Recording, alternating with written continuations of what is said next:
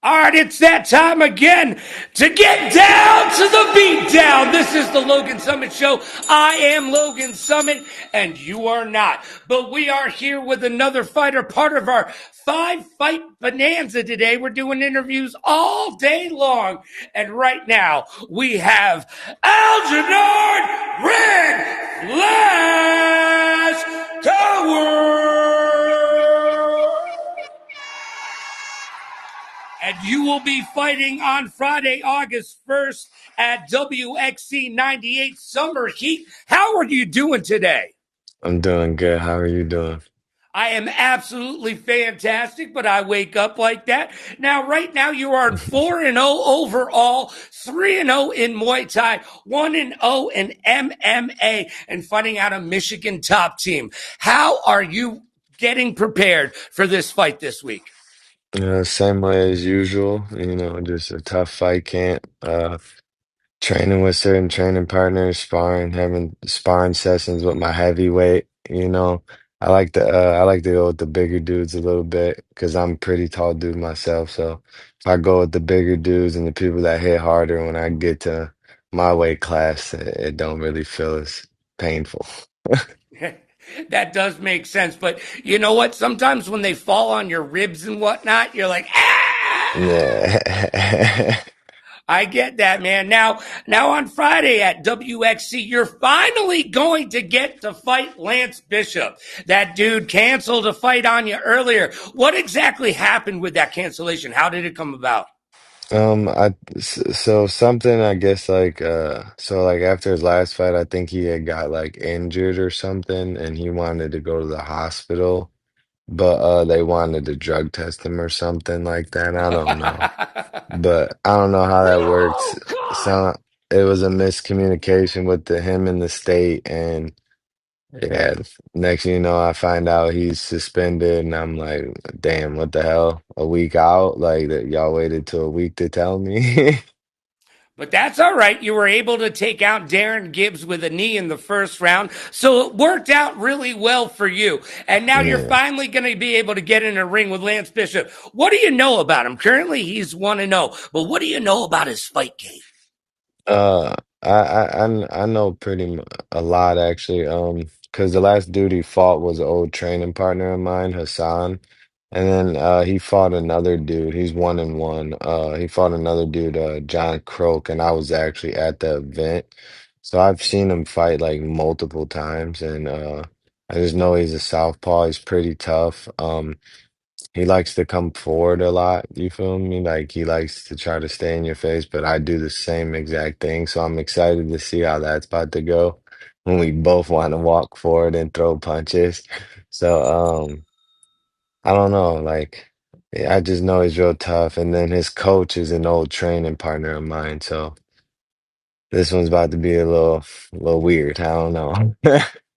It's going to get a little weird. All right. I like that. I like that. Now, when you're in training camp with your coaches over at Michigan Top Team, do you train for the fighter or do you train for yourself for the fight? I would say myself for the fight because, like my coach Darren says, we just train for everything in every situation. Because just like last time, you feel me, I was training, you feel me, and find out he gets suspended. Now I gotta adjust a week out, so it's like I'm not really training for the fighter. I have a uncle who was a pro, so. I like send him my opponents immediately, and I like he watches them and he'll break down like what he sees from them, and then I'll just apply that to my training. But like I don't focus on one thing that he does. Like my coaches obviously watch him, my coaches have seen him fight, but like when I'm with my coaches, I'm not sitting there, okay, I got to defend this. He's real good at no. I let my uncle do that, and then I just apply it to whatever we're learning at practice that day. Now, you said you had a family member who was a pro. Is that how you got into the sport? Yeah, absolutely. He just brought you to the gym one day and said, Mm, "Have at it." Is that what no, happened? so growing up, like he was it's my mom's brother, and he's the youngest. So he was kind of he's like not too close to my age, but we're still kind of close. He's like 10 years away. You feel me? Like probably 10, 12 years. So growing up, while he was in high school, I was probably like 5'6", and I would always like cling to him and watch him wrestle and stuff. And then when he got to college, he wrestled in college. And then when he got done wrestling in college, I was about a teenager. Well, I'd say like 12, 13, yeah. So, and then he had his first MMA fight back in the Wild Wild West days when it was just like you didn't wasn't sanctioned and stuff. And the first time I've ever seen him fight, I was like, no, this is what I was born to do. I'm like, that one day I'm gonna do this. And then when I got 18, I started training, and then 23 came and I jumped in the cage myself. So Would you say that your uncle is your biggest inspiration in the fight game? absolutely. Yeah, absolutely. Yeah.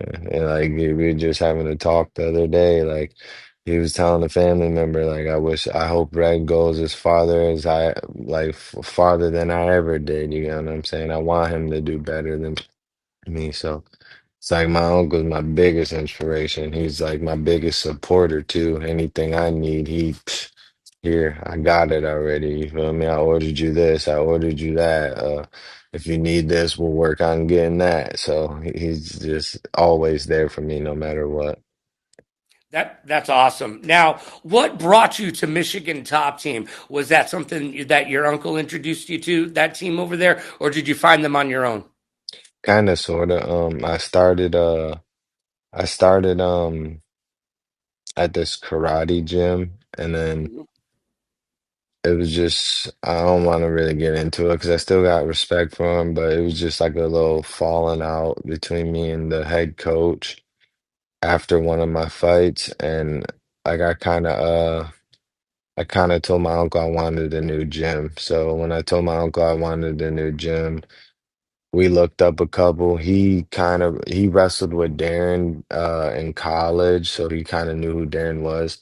And then there was another gym out here, like an hour away from me at the time. It was called SFS.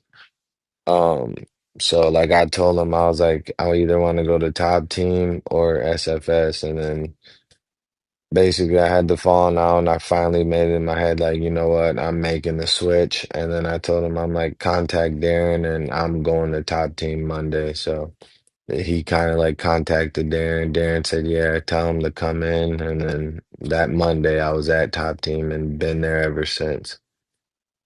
And now, where along the line did you get the nickname Red Flash? How did that come about? Okay, so the first gym I was at, actually the karate gym, I was like super fast with my wrestling. Like I was just a young, skinny kid and I was fast. So there's this dude there and he's like, dang, bro. He's like, you're so fast, I can't do nothing with you. I'm gonna start calling you the Flash.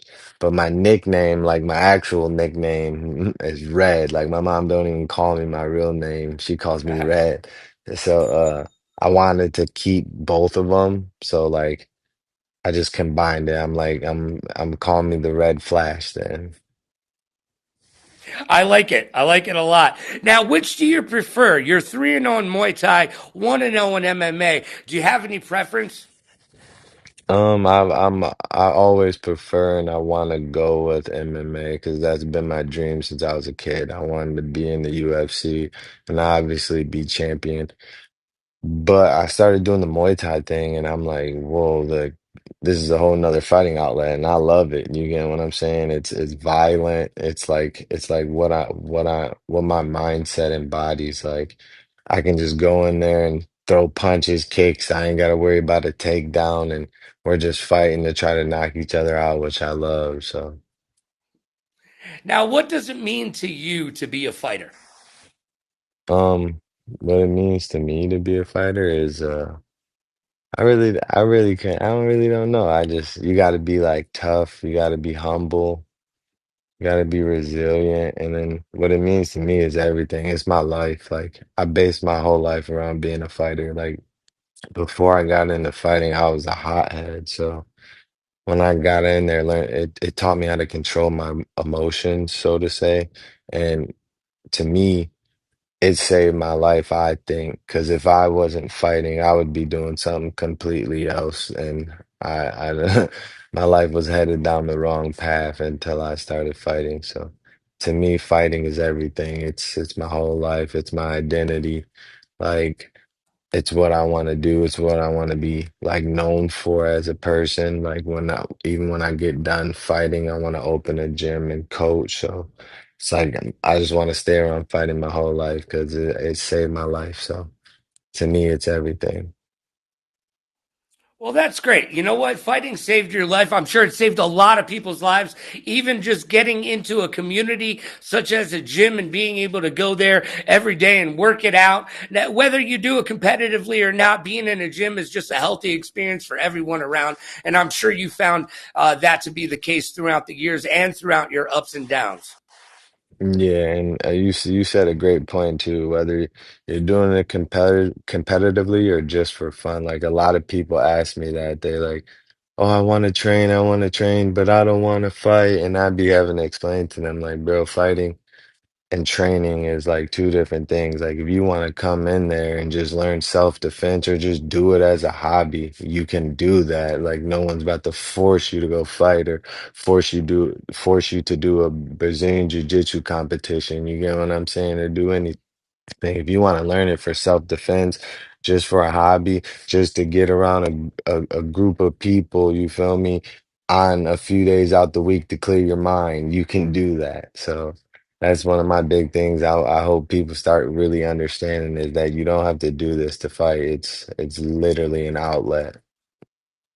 No, and it's one of the best outlets that you can have. Um, Currently, I'm not exactly sure if we're completely frozen or not. That is weird. First time that's ever happened.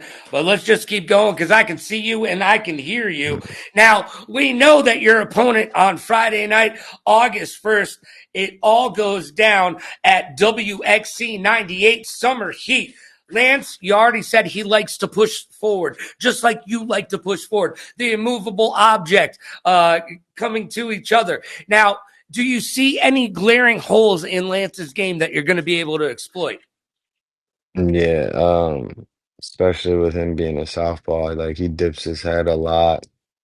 I don't think he can compete with my wrestling because, like I said, like I've been following wrestling and doing wrestling since I was a kid, so I don't think he can compete with my wrestling.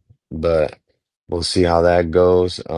If the fight goes there, I want to keep it standing. But yeah, with the striking, I do see a few holes that I'm gonna try to exploit. He dips his head a lot when he throws his, and he's like front foot heavy when he throws his jab. So hopefully I can exploit that, and just use my range because I'm actually pretty long. I'm dang near 60. I'm like 6'2" and a half. So Oh, wow. yeah, so I'm actually kind of long. So use my range, make him miss a lot and just counter and make him pay for trying to push forward at me. Now, besides that height, what else separates you from other fighters in your division? I think my heart and my toughness, like my coach said, like that's one thing my coach Carol had told me, and she noticed about me. She was like, no matter who's standing in front of me, or like it could be the top level guy or the low level guy, I believe I'm better than them and I can beat them. And I've always been that way. I never think someone's better than me, I'm a firm believer in God. I put God before everything. So when I go into a fight, I'm already confident I'm not gonna lose just off that, just off my Lord and Savior is gonna be there for me and protect me. And then on top of that, I'm just like, you're not better than me. I can beat anybody in the world at any given time. You get what I'm saying? All it takes is the right punch. And I've been like that from day one since literally I was a kid. Yeah, you got to believe in yourself, right? I mean, your coaches are going to believe in you, your family's going to believe in you, but at the end of the day, it's just you in the ring against your opponent or the cage, depending on where in the world.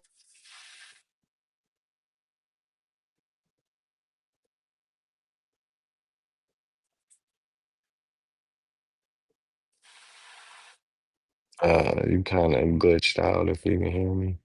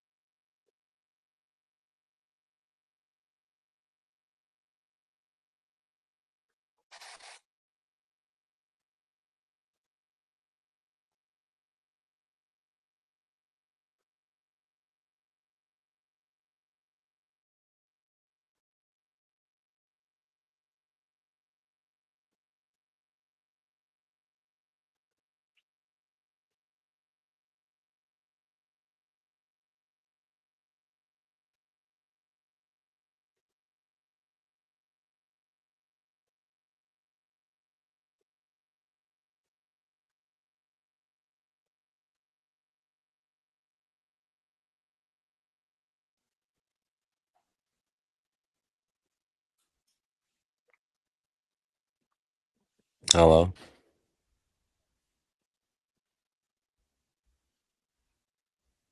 Well, these Yeah. I don't know what happened there. It just went completely froze. actually that's